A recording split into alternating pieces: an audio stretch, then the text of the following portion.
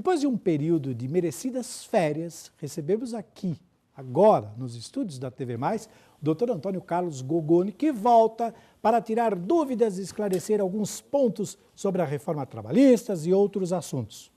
Boa noite, meu amigo, muito obrigado por sua presença, seja bem-vindo, gozou das suas férias, descansou e agora está de volta ao batente. Muito obrigado, jornalista Gil Latoreira. Na verdade, eu descansei carregando pedras. Enchendo laje. Na verdade, esse período de recesso forense, nós lá do escritório, nós aproveitamos para colocar as coisas internas... Casa em dia, né? Casa em dia. E mesmo assim, existiram alguns assuntos de urgência e de relevância que me fizeram colocar paletó e a gravata e continuar. Conhecido como indumentária, né? E não largar os processos. As vestes talares, né? Mas também as coisas não param de acontecer, né, Gogoni? Exatamente. Não para de acontecer. Veja pela notícia que você deu aí, colegas meus advogados, eu sempre brinco que não devem mexer com advogados, porque acaba dando nisso. Tá vendo? Dá um problema Virou violento. uma novela, né? Virou uma novela. Virou uma novela. E o que ocorre? A presidente Carmen Lúcia, ela poderia ter decidido monocraticamente, ou seja, ela poderia ter decidido sozinha. Ela não o fez e colocou o governo Temer em mais uma fritura. Mais uma fritura. Que acaba sendo uma situação extremamente desgastante para esse governo, que a princípio, eu até entendo que o presidente Temer passou quase 30 anos como deputado federal, conhece os meandros e sabe que sem o parlamento o governo não consegue andar. Então ele criou um governo de semiparlamentarismo, entendeu? Que na verdade ele é parlamentarista. E assim sendo, ele quer distribuir o ministério num sentido de coalizão. Mas infelizmente está parecendo mais de cooptação do que de coalizão. E agora é interessante que mexe justamente com o Ministério do Trabalho, que o senhor vem sempre aqui às segundas-feiras falar sobre assuntos trabalhistas e tudo mais. Pois é muito ruim para o presidente essa situação. Eu entendo que ele quis inserir novamente o ex-deputado Roberto Jefferson na cena política, tentando nomear a filha dele, né, a Cristiane Brasil. Todavia, não tendo sucesso nesse sentido, conversasse lá com a bancada do PTB para indicar um outro nome, porque esse desgaste é ruim para todo mundo. Claro. E o Ministério do Trabalho fica acéfalo, entendeu? E não é bom para o brasileiro. Com ministro já é difícil andar, agora sem ministro não anda mesmo, né? Não tem como. Agora, além dessas questões trabalhistas, o senhor veio hoje aqui com um assunto novo, não é verdade? Pois é, eu entendo que nós esgotamos a situação da reforma trabalhista, todavia eu estou à disposição para responder eventuais questionamentos, não tem problema nenhum.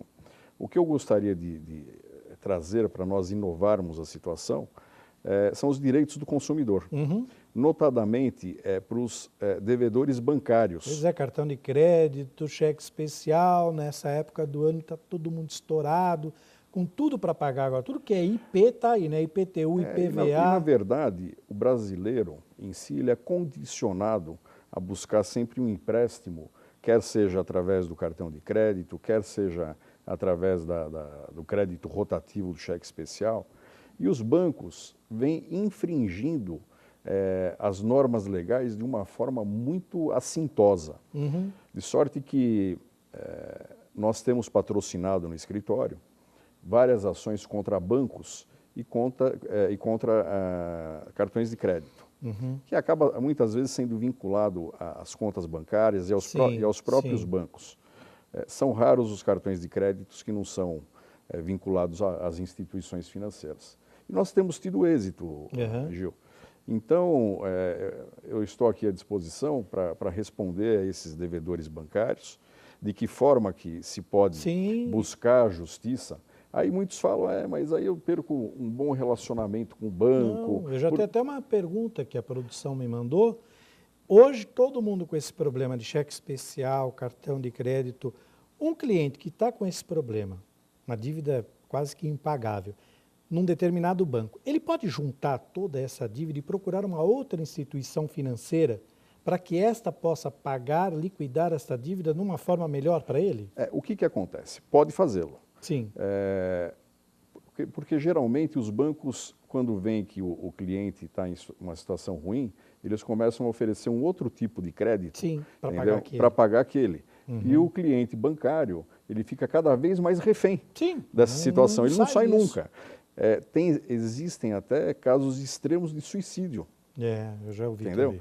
Isso é muito... Empresários que não conseguem pagar. E a justiça está aí para socorrer essas pessoas. Uma pessoa que está numa situação dessa, completamente sem solução, não sabe mais o que fazer, qual é o primeiro passo que ele deve tomar quando a dívida no banco está astronômica, cartão de crédito, giro, empréstimo, enfim, ele usou todos os recursos de crédito.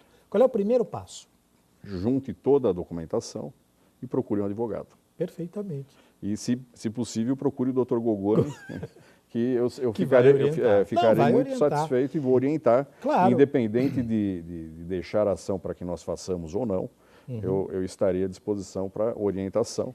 Para finalizar essa questão que nós vamos falar muito aqui no decorrer agora das próximas entrevistas, esta pessoa hoje, muita gente fala, para de pagar porque é impagável, né? O camarada tem lá um saldo de R$5.000 no cartão, mínimo 1.500, ele paga 1.500, quer dizer, ele não amortiza nada, ele continua devendo 5, talvez até mais, aquele dinheiro é jogado fora.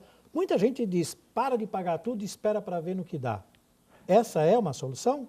É uma solução tortuosa, porque ele vai começar a receber inúmeras ligações. Isso fere, inclusive, a dignidade do ser humano. Sim. Porque o ser humano, em regra, a média geral, são pessoas simples, entendeu? Que acabam sendo levados a essa armadilha bancária. E os banqueiros, cada vez mais ricos. Sim. Não tenho nada contra banqueiro. Eu acho que é uma atividade econômica que tem que ser exercida. E pode ser exercida, a Constituição permite, entendeu? Agora, a Constituição, ela veda determinadas... A Constituição e as leis extravagantes, em especial o Código de Defesa do Consumidor, eles vedam expressamente essa cobrança excessiva. E nós, lá no escritório, nós nos utilizamos de um economista, porque advogado geralmente não entende de número. Sim. Eu até brinco que eu fui para a Faculdade de Direito, porque eu não gostava de matemática e outras ciências exatas. Brincadeira, eu fui fazer por vocação, realmente. Todavia, os seres humanos são feridos por conta dessa situação. E não deve se desesperar a esse ponto. O melhor caminho, realmente, até pela dignidade, como o senhor mesmo disse, pela transparência, é juntar toda essa papelada, procurar o advogado e tentar, de uma forma honesta, resolver esse problema. Gogoni, vamos fazer o seguinte, nós vamos lançar isso aí na nossa página no Facebook, essas chamadas, para que as pessoas mandem perguntas para que o senhor venha responder aqui na semana que vem. Eu só gostaria de finalizar dizendo o seguinte, os bancos não respeitam quem fica quieto. Perfeitamente. Não é porque você vai entrar com uma demanda para discutir os seus direitos, você pode ganhar, pode perder, entendeu? Isso é do jogo... Mas tem que discutir. Do jogo judicial, mas tem que discutir. E o banco não vai deixar de te tratar bem ou de lhe tratar mal em razão disso. Pode ter certeza que não vai haver problema. Está coberto de razão. Obrigado, Gogoni. Então, até segunda-feira que vem. Nós que agradecemos e na próxima segunda-feira... Vamos aprofundar mais. Estaremos aqui para poder sanar as dúvidas. Obrigado. Vou tirar algumas minhas também. Obrigado, Gogoni. Muito obrigado.